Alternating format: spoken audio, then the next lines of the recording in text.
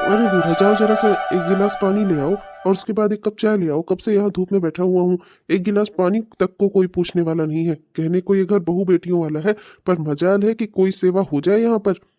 मुझसे ना दाना पानी मांगने की कोशिश मत करना बुढ़ऊ। रात भर जहाँ थे ना, जहाँ जाकर बैठकर चढ़ा रहे थे ना, वही दिन को भी चले जाया करो। मेरे जू को संकट मत बना करो यहाँ पर। हाँ, अपना तो बुढ़ाऊ को बुढ़ापा आ रहा है और मैं तो यहाँ दिन दिन जवान हो रही हूँ ना। अरे बूढ़ा, काहे गुस्सा कर रही हो?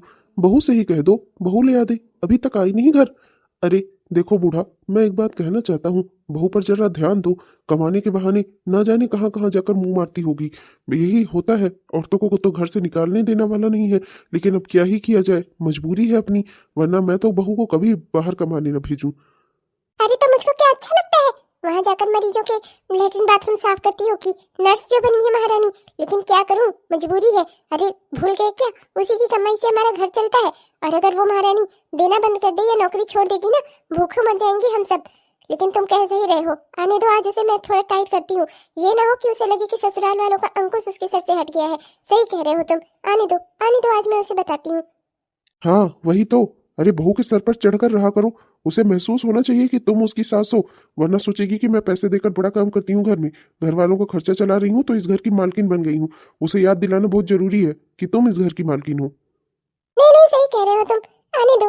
वैसे भी इस महारानी के बहुत पंख लग गए हैं। देखो तो जरा, 3 बजे हॉस्पिटल बंद हो जाता है और 5 बजने को आई। अभी तक महारानी ना जाने कहाँ उड़ फिर रही होगी। सही कह रहे हो तुम, आने दो, आज इसे मैं बताती हूँ।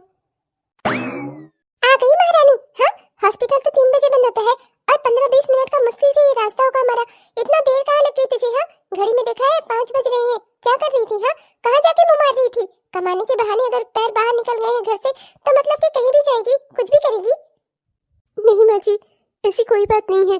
घर में जरा राशन खत्म हो गया था तो बस वही लेने लग गई थी। आपने भी तो कहा था कि कोई लाने वाला नहीं है तो तुम लेकर आना। माँ जी, बस वही लेने चली गई थी। हमारी बात तो कल ही हो गई थी माँ जी।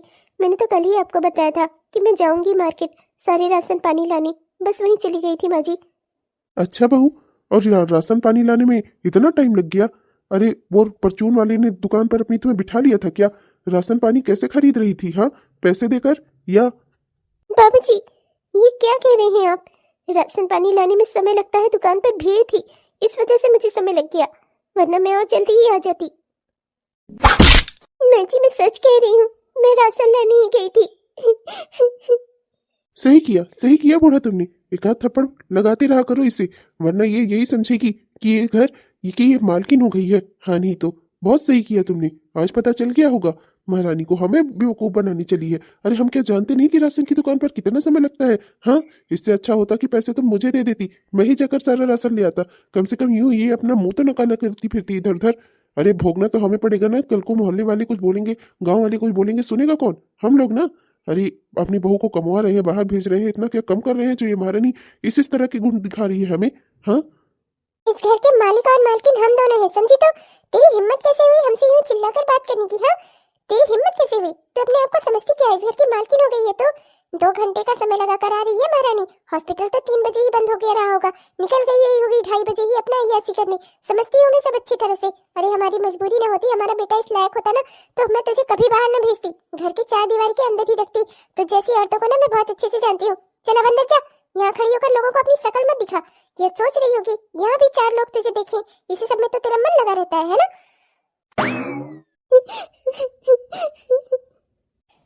अब टेस्ट में क्या बहा रही है?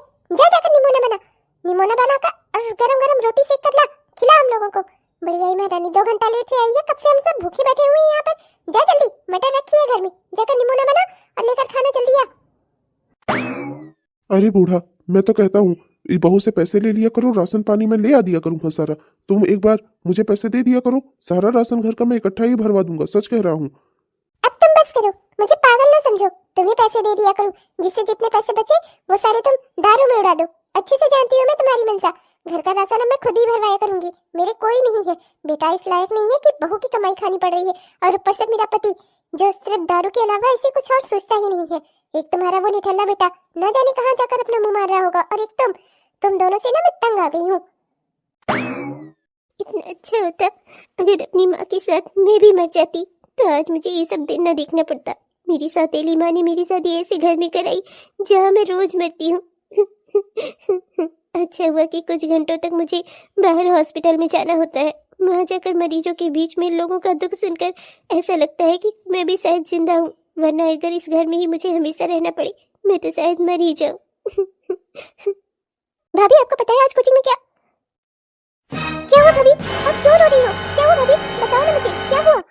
मम्मी ने कुछ कहा है, पापा ने कुछ कहा है, या भैया ने आप पर फिर से हाथ उठाया है? भाभी बताओ ना क्या हुआ है? क्या हुआ? किसी ने आपको कुछ कहा है क्या? क्यों रो रही हो आप? नहीं कुछ नहीं, बस यूं ही, मेरी किस्मत ही ऐसी है, उसमें रोना ही लिखा है सिर्फ। इसके लिए किसी वजह की जरूरत नहीं होती। भाभी मैं आपसे कहती हूँ ना, आप हम सबको छोड़कर चली जाइए यहाँ से, इस घर से। क्यों नहीं सुनती आप मेरी बात? इस घर के लिए आप इतना कुछ करती हैं और फिर भी यहाँ किसी को आपकी कदर नहीं है, ना मम्मी को, ना पापा को, और ना ही मेरे भाई को जिसके साथ आपकी शादी हुई है। भाभी जब इस घर में कोई आपका अपना है ही नहीं तो यहाँ रहकर इन लोगों की जुल्म सितम क्यों बर्दाश्त करती हैं आप? छोड़कर चली क्यों नहीं जाती आप हम सबको? और वैसे भी आप अपने पैरों पर खड़ी हैं, सेल्फ डिपेंडेंट है, क्यों आप इतना सब कुछ बर्दाश्त करती हैं? मैं अच्छे से जानती हूँ जरूर घर में कुछ हुआ होगा, तभी तभी आप इस तरह से रो रही हो। कहाँ चली जाऊँ मैं, कहाँ चली जाऊँ? कहाँ जाकर सुकून आएगा मुझे? एक प्राइवेट जॉब है मेरी, उसमें भी कोई भरोसा नहीं है, अगर किसी ने दिन निकाल दी गई तो मैं क्या करूंगी, क्या खाऊंगी, कहाँ जाऊंगी? कम से कम ये घर मेरा सहारा तो है। तुम नहीं जानती एक अकेली औरत का इस समाज में रहना कितना कितना गलत है। उसके लिए कहीं दुनिया में कोई जगह नहीं होती। ये परिवार मेरा सहारा तो है, लोग जानते तो हैं कि मेरा पति है, मेरा सास ससुर है, मेरा घर है। पर भाभी ये लोग आपके ऊपर जुर्म करते हैं, आप इतना सब कुछ क्यों सहती हो? अरे इससे बेहतर जगह ये होगी। देखो भाभी आप अपना कमा रही हो, मैं कहती हूँ आप अपनी जिंदगी अपने हिसाब से जियो ना। क्यों इन लोगों का इतना सब कुछ बर्दाश्त करती हो? आप इन लोगों को अपने सास ससुर पति मानती हो, इन लोगों के साथ अच्छे से रहती हो, और ये लोग आपको समझते ही नहीं है। भाभी जब रिश्ते हमें खुद ना समझे तो फिर उन्हें छोड़ देना ही बेहतर होता है। दीप्ति कहना आसान है पर जीना मुश्किल है इस दुनिया में। मैं जानती हूँ इतने साल मैंने अपनी सौतेली माँ के साथ किस तरह बिताए हैं। मेरा तो मायका भी नहीं है, और अगर ससुराल भी ना रहा तो मैं कहाँ जाऊंगी, क्या करूंगी? देखो मेरी जिंदगी ना ऐसे ही गुजरने वाली है। मेरी जिंदगी में ये दर्द और ये दुख लिखा ही है, इसमें ना तो तुम कुछ कर सकती हो और न ही मैं। भाभी आपने इतनी मेहनत की, इतनी मेहनत से आपने पढ़ाई लिखाई की, इतनी अच्छी हॉस्पिटल में आपको जॉब मिली है, आप पैसे कमाती हो, और तब पर भी आप इतना कुछ सहती हो। मुझे ये सब बिल्कुल सही नहीं लगता भाभी। अरे औरत हो तो क्या हुआ? क्या कोई भी आकर कुछ भी तरह का व्यवहार करेगा, आपको कोई भी मारकर चला जाएगा, आप कुछ कहती क्यों नहीं है? मैं कब तक आपके लिए बोलूंगी भाभी? अपने लिए आप भी तो बोलना सीखिए। पढ़ लिख कर ये नौकरी जरूर हासिल की है, पर ये मत भूलो कि इसमें भी तुम्हारे मम्मी पापा और तुम्हारे भैया का ही सहयोग है। उन्होंने ही पैसे लगाए थे और अब मैं उन्हें धोखा नहीं दे सकती। कमा रही हूँ तो क्या हुआ, मेरा फर्ज है इस घर के लिए और मैं अपना फर्ज निभा रही हूँ। मैं तुम सबको छोड़कर नहीं जा सकती। मम्मी पापा आज नहीं तो कल हर कोई मुझे समझने लगेगा। शायद मेरी जिंदगी का दुख कभी खत्म हो, या फिर ऐसे ही मैं अपनी जीने की आदत डाल लूंगी।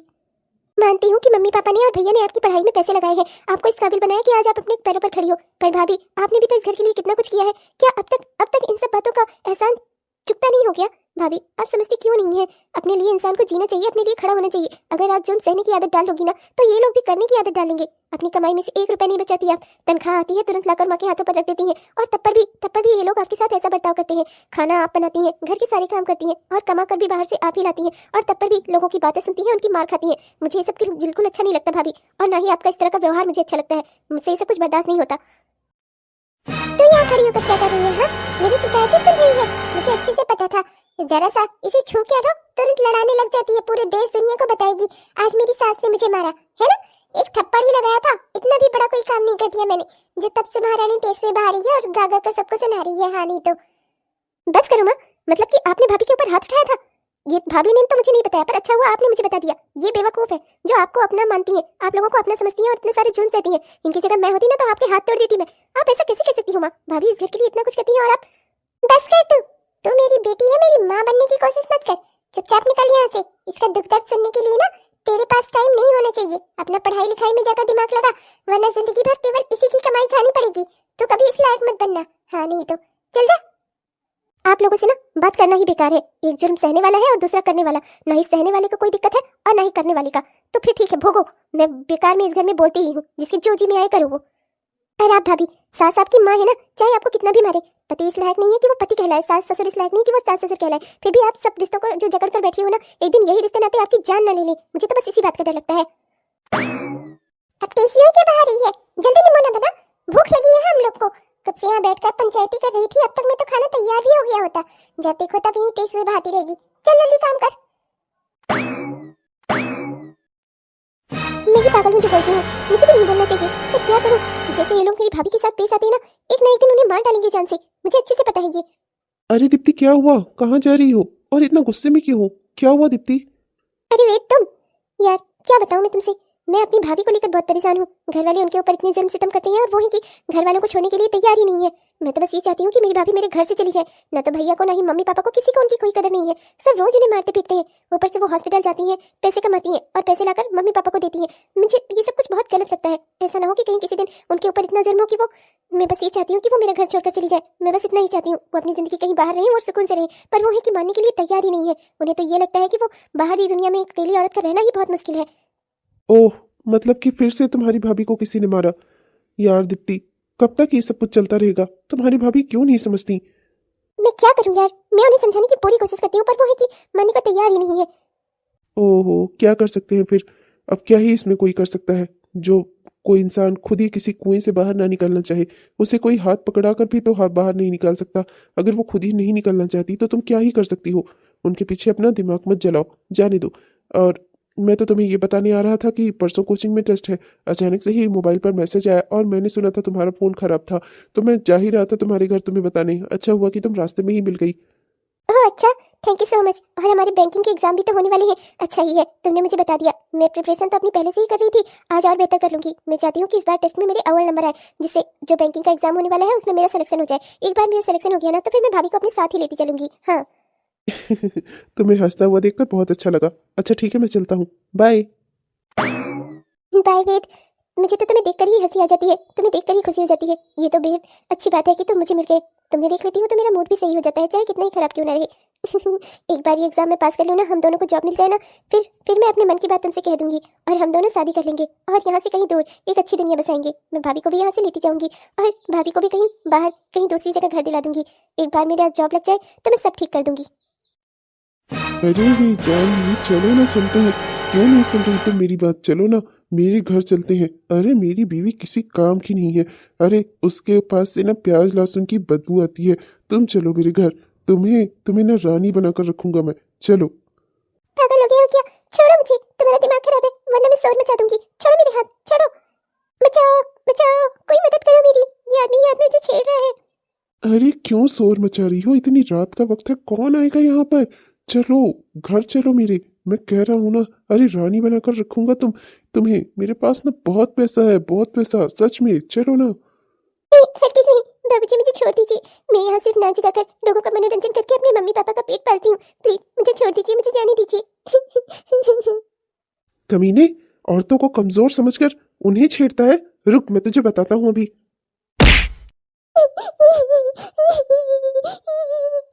अबे तू कौन है कबाब में हड्डी? छोड़ मेरा गला, वरना मैं तुझे आज मार ही डालूंगा। तू जानता नहीं है मुझे, मैं कौन हूँ, समझा तू? तेरी हिम्मत कैसे हुई मुझे हाथ लगाने की? ये लड़की मेरी है, मैं इसे चाहे जहां लेकर जाऊं। तू होता कौन है मुझे रोकने वाला? हाँ, क्यों? क्यों बे, डर गया क्या? आदमी है ना, आदमी से मुकाबला कर। किसी औरत को छेड़ने वाला तो होता कौन है? हाँ, कोई लड़की जब वो कह रही है कि वो तेरे साथ नहीं जाना चाहती, तब तो उसे अपने साथ क्यों लेकर जा रहा है? हाँ, इतनी रात गए उसे उसके घर से उठाना है, तू यहाँ पर। तू निर्लज्ज आदमी, तू आदमी कहलाने लायक ही नहीं है। रुक, मैं तुझे अभी बताता हूँ। अरे अरे रुक जाइए, मुझे मत मारिए, ये क्या कर रहे हैं आप? तू यहाँ क्या कर रही है इतनी रात गई? चल घर जा, मैं अपना देख लूंगा। तू कौन होती है मुझे बचाने वाली? अब अपनी कमाई तो खिला ही रही है, अब क्या तेरे सहारे से बचूंगा भी मैं? इन दोनों को तो मैं खुद ही देख लूंगा। चल जा यहाँ से, तू भाग। मैं आपको लेने ही आ रही थी, रात बहुत हो गई थी, घर में सब आपका इंतजार कर रहे थे, मम्मी पापा परेशान हो रहे थे, तो मैं बस आपको ढूंढने निकली थी। मुझे लगा ही था कि आप अपने वही पुराने अड्डे पर बैठकर दारू पी रहे होंगे, बस इसीलिए वहीं जा रही थी। अच्छा हुआ आप रास्ते में ही मिल गए। देखिए, मैं इनकी ओर से मैं माफी मांगती हूँ, इन्होंने जो भी गलती की हो, पर प्लीज इन्हें जाने दीजिए। आप देख रहे हैं ना, ये इस वक्त अपने पैरों पर भी सही से खड़े नहीं हो पा रहे हैं, ये क्या ही अपने कुछ होश में कर पाएंगे। प्लीज माफ कर दीजिए इन्हें। आप चलिए, घर चलिए आप। हट, मुझे तेरे सहारे की जरूरत नहीं है। तू जा यहाँ से, मैं संभाल लूंगा सब अपने आप। ओह, तो आप हैं इस निर्लज्ज आदमी की वाइफ? मानना पड़ेगा, आप अभी भी अपने पति को बचा रही हैं। आपको पता है कि ये क्या कर रहा था? वो लड़की खड़ी है ना, आपको दिख रही है ना, वो नाच गाकर अपने घर का खर्चा चलाती है और ये आदमी उसे जबरदस्ती घसीट कर अपने घर ले जा रहा था। और आप अभी भी इसकी साइड ले रही हैं। मेरा तो बस चले ना, मैं ऐसे इंसान को मार मार कर ना सीधा जेल में बंद करवा दूं। और आप हैं कि आप अभी भी इसे बचाना चाहती हैं। देखिए मैं जानती हूँ, पर आप देख रहे हैं ना इनकी हालत, ये अभी होश में नहीं है। मेरी बात समझने की कोशिश करिए। बहन, तुम भी अपने घर जाओ। मेरे पति से गलती हुई, मैं माफी मांगती हूँ उसकी। आइंदा से ये तुम्हारी ओर नहीं जाएंगे। मैं वादा करती हूँ तुमसे। तुम जाओ यहाँ से। नहीं, तुम अभी अकेले घर नहीं जाओगी। इसके जैसे ना जाने ही कितने भेड़िए रास्ते में बैठे होंगे। चलो, मैं तुम्हें तुम्हारे घर छोड़ देता हूँ। इस औरत से ही तो क्या ही कहा जाए। ऐसी ऐसी औरतें पड़ी हैं जो अपने पति के जुर्म में खुद ही उसका साथ देती हैं। चलो तुम यहाँ से, चलो। थैंक यू सो मच भैया। ए, रुक, जाती कहाँ है? तुझे मेरे साथ चलना था। हैं? हैं? आप घर चलिए। क्या घर चलिए? हैं? क्या घर चलिए? मुझे अच्छे से पता है कि तू रात रात अब बाहर क्यों निकल रही है। अरे तेरी कमाई खाता हूँ, ये बात क्या कम थी जो तुम और मेरे मुंह पर लोगों से थुकवाना चाहती है? तेरी वजह से वो लड़की भाग गई है आज। तेरी वजह से मेरा शिकार चला गया। इसका फल कौन भुगतेगा? तू ही भुगतेगी। बड़ा शौक है ना तुझे अपने पति को रात को घर ले जाने का। चल चल, आज मैं चलता हूँ तेरे साथ तेरे घर। चल चल। नहीं प्लीज मेरी बात सुनिए। मेरी बात सुनिए प्लीज। ऐसा मत कुछ करिएगा प्लीज। मुझे माफ कर दीजिए। मैं क्या करती, मम्मी पापा परेशान हो रहे थे, बस इस वजह से मैं आपको लेने आई। प्लीज समझने की कोशिश करिए। मुझे अच्छे से पता है कौन परेशान हो रहा था। आज मैं सबकी सारी परेशानियां दूर कर दूंगा, और तेरी भी। तुझ में भी बहुत बहुत ज्यादा अकल आ गई है ना, बहुत ज्यादा चर्बी चढ़ गई है। घर का खर्चा मैं चलाती हूँ, मालकिन समझने लगी है ना खुद को घर की। आज मैं तुझे बताता हूँ कि घर का असली मालिक कौन है। चल। दर्द हो रहा है, मुझे छोड़ दीजिए प्लीज। क्या है? हाँ क्या है? पूरी दुनिया समझ के बताना चाहती है कि तेरे साथ कल रात को क्या हुआ है?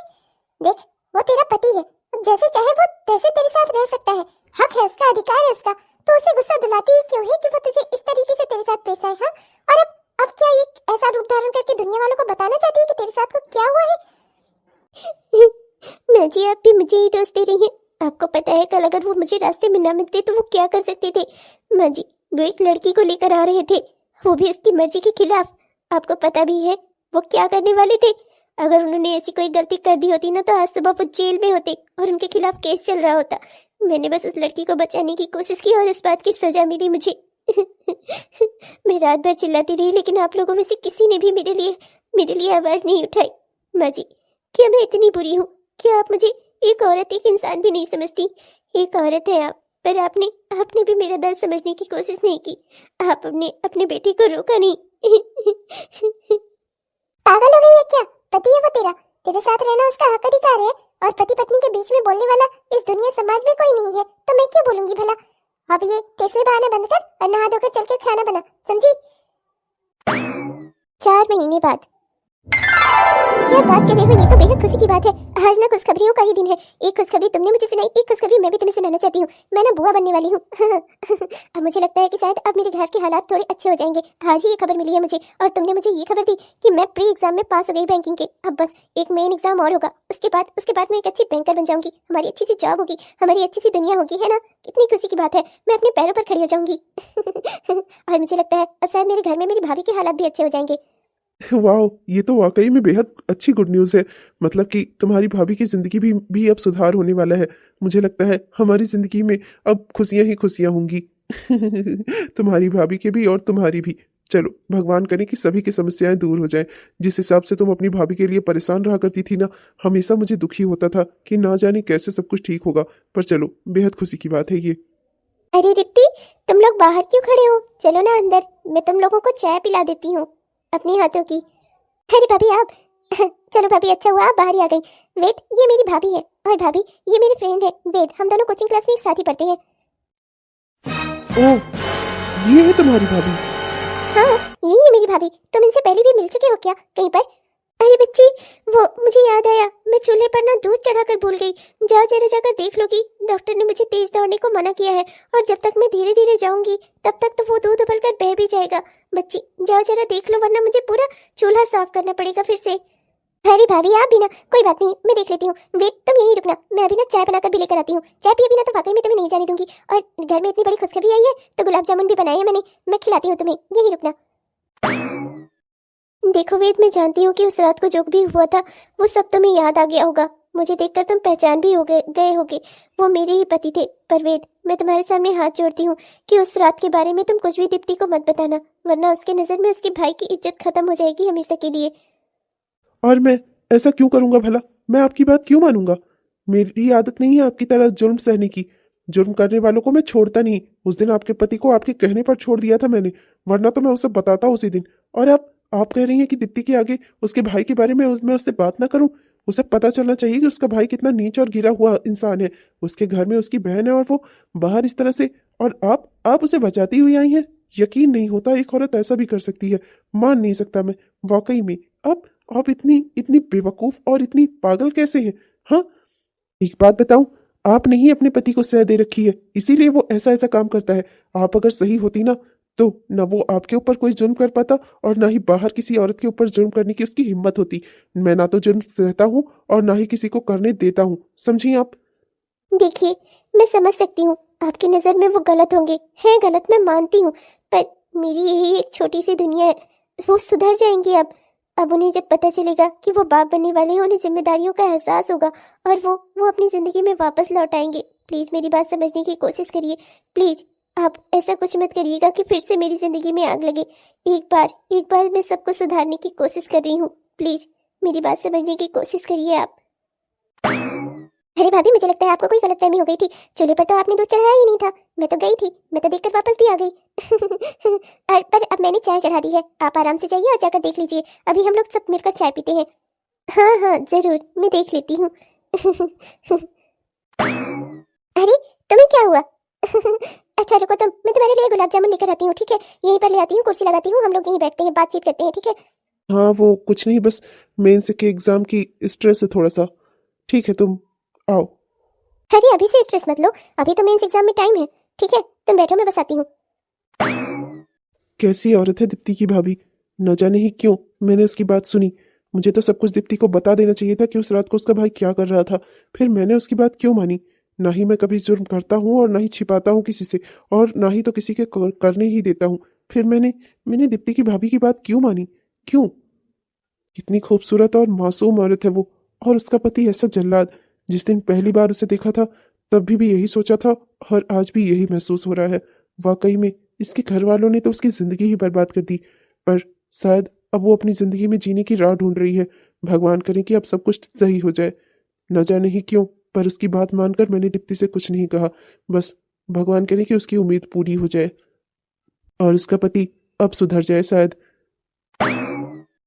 हेलो दोस्तों, आप सबको दिल से मेरा प्यार भरा नमस्कार। कैसे हैं आप सब? उम्मीद करती हूँ कि बहुत ही बढ़िया होंगे। आपने हमारा यह वीडियो पूरा देखा, इसके लिए आपका दिल से बहुत बहुत धन्यवाद। दोस्तों कैसा लगा आपको? उम्मीद करती हूँ कि पसंद आया होगा, और अगर पसंद आया तो कृपया वीडियो को लाइक जरूर करिएगा, अपने दोस्तों को, रिश्तेदारों को वीडियो को शेयर भी जरूर करिएगा। और हाँ दोस्तों, अपने प्यारे प्यारे से कमेंट्स भी हमें जरूर लिखिएगा। आपके प्यारे कमेंट्स का ना हम दिल से इंतजार करते हैं दोस्तों। अब तब तक के लिए मैं चलती हूँ, मिलूंगी आपसे कल के वीडियो में, पर आप कहीं मत जाइएगा। हमारे जिन भी दोस्तों ने अभी तक हमारे इस चैनल को सब्सक्राइब नहीं किया है, कृपया सब्सक्राइब कर लीजिएगा दोस्तों, जिससे हमारे इस तरह के वीडियोस आप तक हर दिन पहुंचते रहें। अब तब तक के लिए मैं चलती हूँ, मिलूंगी आपसे कल के वीडियो में। तब तक के लिए बाय बाय।